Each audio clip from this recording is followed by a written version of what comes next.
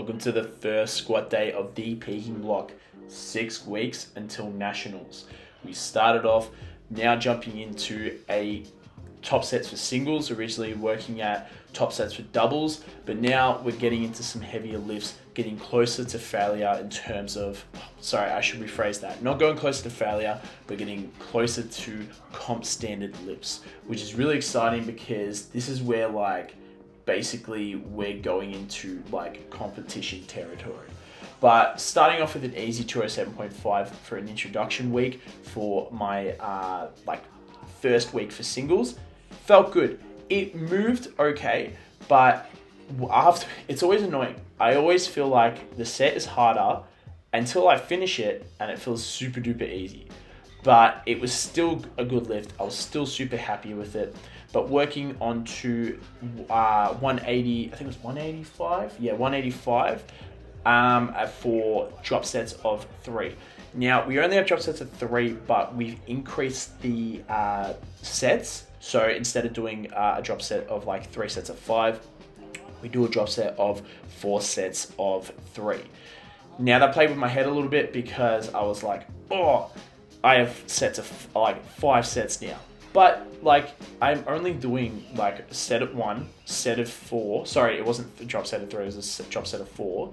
And then the last one was a drop set of 3, which is a cool little technique that they'll put into it to kind of get it out of my head with it, just to be a bit more okay, the last set is a set of 3, not a set of 4, so I shouldn't be too mentally fatigued by that, because I feel physically fatigued, but that last set of 3 really puts me in a better perspective where I'm just 3 reps, I'm all good.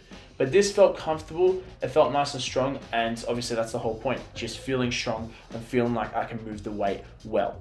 Now, this next thing that we did was very interesting. I've never done this before in my life. Cluster sets with deadlifts. Now, if you watch this video, basically what I'm doing is 6 set of 1 with 45 seconds rest in between. Thank God Della prescribed rest in between, because otherwise I'll be standing there not realizing that I meant to do a set, and I'd spend about 45 minutes on this cluster set, which should only take basically 2.5 minutes to 3 minutes. Now, the whole point is to just continuously get a perfect deadlift at a light weight. So I'm kind of going slow from the bottom and then over exaggerating the lockout. Have 45 seconds rest, then go again. It's a really cool technique to use, and it's just something that I never really thought about. Now, this weight loading looked disgusting, but it was because Jimbo in the back had to do some heavy squats because he's close to competing at Ballarat, which is a really cool comp. There's a lot of people competing, and as you can tell, I knocked my phone out of my hand. But so I had disgusting loading of blues and with 1 red, but whatever, we just get over it. We work with what we got. Next off, I'm just going to use the fucking prison plates to make it look cooler. But this was and I stand there like an absolute dickhead like that. But this is a really cool kind of set to do, just especially when you're getting close to the comp. It's not too fatiguing because you're only doing 6 reps. It's not too cardiovascularly loading, because even though you're doing only 45 seconds rest, you're only doing 1 rep at a really low weight.